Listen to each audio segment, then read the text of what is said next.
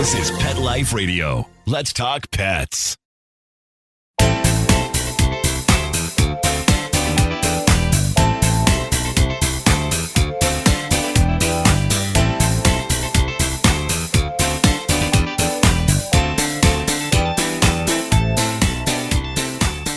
Welcome to Covered in Pet Hair, a boozy show for pet lovers on Pet Life Radio. I'm your host, Isabel Alvarez-Arata, and today I have the pleasure of having a drink and a chat with the Crocheting Cat Behaviorist. I'll tell you all about her and introduce you as soon as we come back from these messages from our sponsors. Take a bite out of your competition. Advertise your business with an ad in Pet Life Radio podcasts and radio shows. There is no other pet-related media that is as large and reaches more pet parents and pet lovers than Pet Life Radio. With over 7 million monthly listeners, Pet Life Radio podcasts are available on all major podcast platforms, and our live radio stream goes out to over 250 million subscribers on iHeartRadio, Odyssey, TuneIn, Stitcher, and other streaming apps. For more information on how you can advertise on the #1 pet podcast and radio network, visit PetLifeRadio.com/advertise today.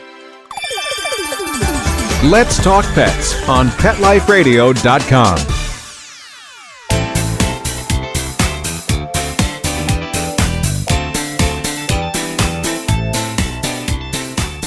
Welcome back to Covered in Pet Hair. I'm your host, Isabel Alvarez-Arata, and today I have the pleasure of having a drink and a chat with a pet parent, a cat trainer, and behavior consultant. She's an entrepreneur, a former vet tech. She's a cat rescue volunteer, originally from Sandy, Utah, and currently lives in Murray, Utah. She's wife to Tom, mom to human daughters, Kira and Brenna. She is a cat mom to Mowgli, Ray Ray, and Juju. And she is a fan of the movie Mutts, but not a fan of people who don't listen to her advice. She makes custom calming blankets for cats, and she calls herself the Crocheting Cat Behaviorist. Her name is Pam Webster. Welcome, Pam. It's so good to have you on the show. Thanks for having me. It's my pleasure. Did I forget one of your cats? No, you said all three. Oh, you have 3. Okay. I don't know why when I was saying that, I was like, I think she has 4 cats. No, thank goodness. I got that right. All right. Well, before I get to know you and your cats and your blankets, I want to introduce our drinking game today. So anybody at home, anytime you hear this word, The secret word is hook. make sure you take a drink of whatever you're enjoying, but please be over 21 to partake in an alcoholic beverage. Never drink and drive, and always drink responsibly. So what are you having, Pam, over in sunny Utah? I'm just having water. Water. You're like a cat. You just want fresh water. Yeah. Well, today's actually not sunny in Sun City, and I'm having a pick-me-up, an iced coffee. I have this creamer that I discovered. It's not really a big discovery. It's Starbucks caramel, macchiato creamer. They sell it at Costco in these big jugs, and my husband and I are obsessed. So here, cheers to you. Thank you for being my guest. I'm so excited to get to know you. Yeah. All right. Well, I always look at this. I have whipped cream on my face. It's a good thing I don't have any cats, because there would be a cat licking out of this glass for sure. All right. So my first game today, because I always introduce this show with a game, is all about calming cats. So I've called this game Calm Your Cat. Are you ready to play? I am. All right. So this game is all about cats and stress and how we calm them down. And since this tends to be something that, you specialize in, I wanted to pick your brain about things that can stress our cats out, what it looks like, et cetera, et cetera. So here are a few questions that I had for you on this topic. The first one is, when you use the word calming, does that mean that it is de-stressing? Yes. Okay. So they're synonymous. Yes. Perfect. Is it common for cats to be stressed? It can be, yes. Yes. Are cats usually calm or not calm based on their personalities? It's not really personality. It's just depending on what's going on in their lives at that moment. Got it. What causes cats to be not calm or stressed out? Well, if there's like some kind of a fighting animal in their area or outside, or just a rambunctious kid running around, something that can just really make them freak out, and they're just, So, Yeah. Yeah, there's a lot that can stress cats out. Like, I feel like cats, when it comes to like cats versus dogs in general tend to be a little more, like adjust a little bit better. Cats take a little bit longer. Is that your experience? Yeah, they can be. Anything new for cats is like, okay, what's this? Because they distrust it, I think, a little bit more than dogs. Yeah. They have to. They're prey and predator, right? All right. Yes. So next question. What does a not calm cat look like? Well, for one, they can have their fur standing on end and they're just all hunched up, the whole scaredy cat look. Yeah. And that's when you're just like, okay, you need to calm down. Let's get you out of this situation and we'll just get you distressed there. Yes. Okay. Other than your blankets, which you use to provide calm, and we're going to discuss in the second part of the show, what approaches do you take as a behavior consultant to help people calm their cats? Well, for one, like if I'm working with the cats over at PetSmart that I work with, if they get freaked out for some reason, like it's a big dog coming in, wild kids running them amok in the store, I quickly grab them and just take them over to the cat toy aisle with the cat trees and the sometimes loose catnip. And they just relax almost instantaneously, and it's great. So That's just, awesome. Yeah. Engaging with them, kind of getting the distraction, right? I do that with my 2-year-old daughter. I have to distract her. Yeah. Yeah. Pretty much the same thing. Otherwise, they get really worked up. Okay. And then let's see. The last question I have for you is, can something that helps certain cats calm down actually like rev other cats up? Is it really kind of like a trial and error kind of a situation? It can be. Because I have my Maine Coon right over here, but sometimes he's just so calm one minute and then trying to do stuff with him, and then he gets just so riled up and just acts like a kitten bouncing off the walls. It's just like, okay, come on, you're a senior. Come on, calm down. I have an 11-and-a-half-year-old dog that's like that. That like, she's usually really mellow, but the second playtime starts, you're like, wait a second. Where has this energy been? All right, so tell me, you started as a vet tech in the pet industry. How did you end up choosing that career? I actually did it in high school, and then just got, right after I graduated, just took that summer off, and I got hired as a vet tech and just did it for about a couple years. And just the downfall of that is, for one, we just were not getting paid a lot back then. And the big kicker for me to quit was I had my mouth ripped open. And it's just like, okay, guys, I know it was my fault, but we're just not paid enough for this kind of crap. No. That is basic. You just described the pet care industry. Like when it's the hands-on pet care industry, none of it pays enough for the dangers we put ourselves in. But the passion is there, right? So we want to work with pets and we want to work with animals and help them. But yes, sometimes it can be really scary and really dangerous, and definitely can be a risk. So you went from vet tech immediately to a cat behavior consultant? Oh, no. This was like 20 years ago. So I took a bit of a break with my kids, and then I figured, okay, when my oldest was a senior, I figured, you know what? I think I'm going to go ahead and start this up again. And I did the schooling, and then I only did it in about 6 months. You went to Animal Behavior College, right? Yeah. Why did you choose that? Just curious. What attracted you to that course? Well, I mean, I've always been interested in cat behavior, so I just figured, oh, I like this. Okay, we've got money. Okay, I'm doing it. Was the course like really what you expected it to be? It was actually a big refresher course for me from being a vet tech. So I was just like, I know this stuff already. All right, perfect. All right, so what is your favorite part about working with cats?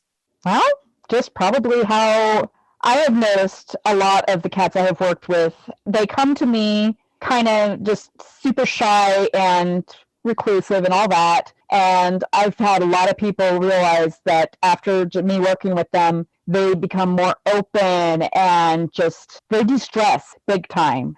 Yes. And so, and they love it that I take them out for walks in the store, and the cats love it too. So, I mean, I think it's really important to remind people that training is not just behavior modification. A lot of it can be really like confidence building, right? Yes. And that is a big part of what I do with the super shy ones. So it's just like, okay, we're going to have a little play session, just you and me for a bit. And then we'll work on going for a walk outside to socialize a bit with people. And we just go from there. Yes, I was looking at your website and I love that you have behavior modification courses or one-on-one sessions. And then you also have training for harness and leash training. And I love that because cats, sometimes that's a really great option for a cat. Have you seen people embracing that more these days? Especially when I'm walking around the store, they're just like, whoa, I've never thought I'd see a cat on a leash. And it's just like, it's actually not too hard, but not all cats will take to it. Because I have worked with some that absolutely refused. So they're like, all right, we'll just have playtime. They just aren't comfortable like with that restriction of being on a harness. Yeah, that makes sense. And I did tell the girl who adopted them, there might be ones for backpack though. That's a really good idea. Yeah, I did an interview with Kitty Cat Go, Emily Hall, and she helps people also adventure with their cats. And I think it's people that like you and Emily who are kind of normalizing cats outside is so important because that's such an enriching experience for cats. And I was recently at the Whole Foods here in El Paso, Texas. El Paso is like not your typical like pets everywhere. Like I see pet mistakes everywhere I go here. Like people are not as educated, unfortunately, as I wish they were. And there's a guy sitting at the cafe with his cat on a leash, and that cat is happy as a clam. And I was like, oh, this is the first time I've seen a cat on a leash in all of El Paso. I was so excited because the place was packed, and you could tell that people were kind of looking around being like, this is a thing now? And it is a thing now. That is so awesome. Well, I want to take a break right now. And when we come back, I want to talk more about your crocheting history. And you're going to help to teach me about crochet because my grandmother crocheted, but I don't know anything about crocheting. So don't go anywhere. I'll be right back with the Crocheting Cat Behaviorist. For those fortunate to have experienced the deep bond and unconditional love of a companion animal, the death that follows can be one of the most difficult and misunderstood losses to go through.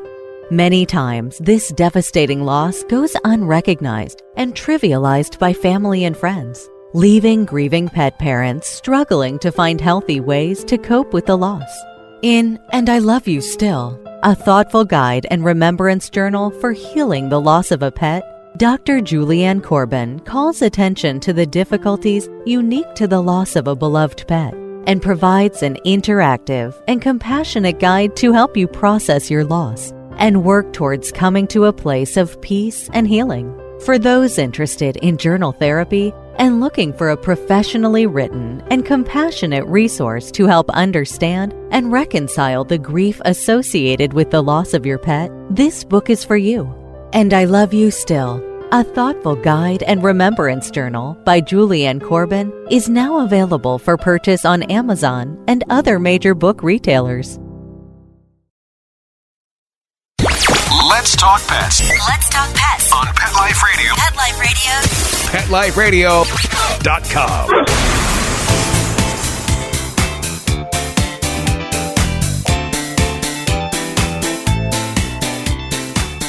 Welcome back to Covered in Pet Hair. I'm your host, Isabel Alvarez-Arrada, and today I'm talking to Pam Webster, the Crocheting Cat Behaviorist, and she's going to help me learn about crocheting. And I think a lot of us are going to learn a lot about crocheting today. In our second game, it's called Crocheting Cat. Are you ready to play? I sure am. Okay, so let me tell you a little bit about this game. This game comes from trivia about crocheting that I found on a website called jarn.com. That's JAARN.com, which I thought was a cool name for a website about crocheting. And so this is basically a true or false game. And I'm going to ask you the questions. And I don't expect you, just because you crochet very well, to know all these answers, but it's going to be fun to learn together. Here we go. The word crochet means small hook. True or false? I don't know. Maybe. True. It is true. Crochet comes from the French language, the word crochet. True or false? Yes. True. During the potato famine in Ireland, during the 1840s, there was a great deal of suffering and poverty. The Ursuline sisters set up crochet centers around the land, which produces crochet items, which were then sold to rich English aristocrats to provide a steady income to many Irish families. Is this true or false? I believe that one's true. It is true. Isn't that fascinating? Yeah. The first appearance of the word crochet and instructions for the technique were first printed in 1823 in a French magazine called Penelope. True or false? I believe that's true. It actually was a Dutch magazine, but it was called Penelope. Okay. That was a tricky one. Yeah. This is an interesting factoid. The longest crochet chain in the entire world is a staggering 80.78 miles long. True or false? Wow. That one I don't know. It's true. It was made by a French woman, Anne Vanier Drussel. The crochet chain took just over 5 months to complete, starting 15th of June 2008 and finishing on November 26, 2008. So this was pretty recent. Who knew? Wow. Crocheting improves a variety of skills, including your hand-eye coordination, creativity, logic, mathematics, and patience. Yes. The last word is why I've never taken up crocheting, because I have zero patience. Yeah. All right. Schools, hospitals, and nursing homes use crocheting as a way to relieve stress and help people focus. True or false? True. It is true. So apparently it helps with overactive kids, those with mental health difficulties. You know, I think that it kind of like makes you focus on one thing. So your active mind just calms down. Is that right? Yeah. Or you're bored off your butt after surgery. Hey, you got any crochet? Perfect. Is that how you got into crochet? Oh, no. I was taught when I was 8. So. Oh, really? Yeah. Who taught you? My mom taught me. Then, let's see. I think it was both my grandma and my great-grandma. And then I taught both my girls. And only my youngest still crochets, but whatever. It's like in vogue to knit and crochet now. Like it's very in right now. There's like specialty stores. People are making such great stuff. One of my friends, I don't know if it's crocheted or knit because I don't know how to tell the difference, but she made she made her daughter this little hat that looks like a Cabbage Patch doll with like pigtails. Yeah. And my 2-year-old, she's almost 3, but she has hardly any hair. So when she wears that, she is so happy because she looks like a real life doll with long hair. Right. So there's so many things you can do. Exactly. There's so many things you can do with crochet. And you settled on making these blankets for cats that you say are calming. So explain that concept to me about a calming crocheted blanket for cats. Okay, well, I had just made some for my cats, and they fell in love with them so much that every time I make something, they automatically assume it's for them. Like, okay, well, that calms you down, so that's for you, and that's for you. And so I just figured I'd branch it out, and so I make blankets for the rescue, and I have it so that one can go home with each kitten or cat that's adopted, and I've just built on it. That is awesome. Okay, so I have all these questions. Cats have always been portrayed as playing with yarn. Is it just like the feeling of the yarn that they're attracted to? They like the movement too. The movement too. Because mine have to sit with me too while I'm making it, and they're just like, movement. Gotta get that movement. Ah, that's true. I like that. Yeah, like it's like enriching for them.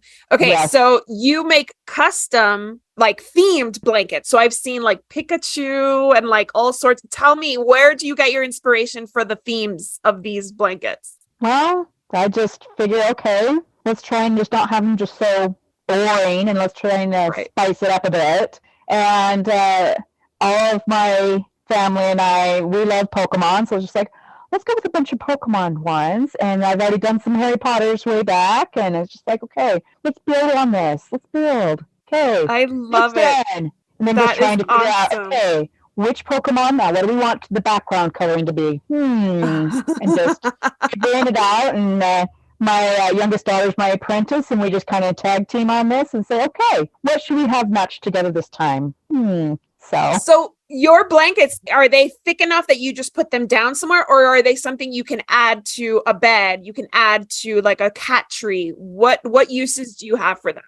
You can put them wherever, and I have even turned some of them into human calling blankets too. And only for me so far, but but I am working on one for my daughter. So What is the calming effect of the knit blanket or the crocheted blanket for humans? Like, is it a little bit heavier than most? What does it have that makes you calm? They're definitely nice and snuggly and warm. So Yeah. Yeah. And they're really pretty to see. I really like the styles that you have. They're really, and I love that they're customizable. So let's say that I want to get an Eagles, the football team, like logo on them. Yeah, and I can just look it up, get it going, and there we go. What's the creative process? I mean, I just Google pictures and just go off of it. and then you have yarns of different colors and you... Yeah, I just make sure I got the perfect color or hopefully next to the perfect color and just go. That's awesome. How long does it take to make a blanket? As long as I've got the time, about a day and a half. A day and a half? How many hours would you say you're working? For cat size. For the cat size. Mm-hmm. How many hours in that time are you working? Maybe about total of 12, maybe. So, and I'm really quick too. So, wow. People see me working and they're just like, how can you do it so fast? And then you can also do it not looking? What? Yeah, many years. Yes, exactly. My grandmother was the same way. She would just kind of like talk and just chat. look around. Yeah. Long ago, women would meet up to knit together, to like crochet together. They would sit there and, gossip and knit and crochet. Yeah. I remember seeing my grandmother and her friends do that. So what's your plan for, what you're going to continue making these blankets? Do you have goals to expand, to partner with anybody? What are your plans? Well, right now, my only potential partner is going to be my daughter once she eventually graduates from both high school and So, but yeah, she's determined. She wants to be my apprentice. Like, you got it. And she's already clicked into everything and she gets it. And she even tries to tell her friends, this is what you need to do. But they don't listen to me, Mom, because I'm just a stupid teenager. Sorry. Oh, it doesn't get better when it comes to dog training, cat training, behavior modification. Nobody listens to you. They want, like, I always say this. Yeah, they want a quick fix. They want the little magic pill that makes whatever behavior go away. It takes a very special person to work one-on-one with pet parents because pets are so special to us. And like our children, it's hard to hear negative feedback about what we're doing or what we could do better. It's hard. It kind of chips at your self-esteem a little bit. But it's important for her to go in knowing that people are, no matter how old she is, they're always going to be like, that sounds like a lot. And the drama from caring from the 14-year-old, and she's over here nodding her head. But that's awesome that she wants to continue the family business. I have 2 kids and I always wonder, my husband's military, I'm, pet care. So I wonder if they'll even do any of those things or they'll just do their own thing. I love talking to you. Tell us more about how my audience can learn more about your blankets and maybe order one for themselves. Okay, well, I am both on Facebook and Instagram under the Crocheting Cat Behaviorist. And then there's also my website, which is thecrochetingcatbehaviorist.com. And you can always reach out to me, and all my other information is on the website too. Absolutely. You have all your website's great. You have everything laid out. Is there some kind of behavior modification that you specialize in? Like, is there something that you are like, this is my sweet spot when it comes to cat training? I think it's really the whole getting shy cats to come out more.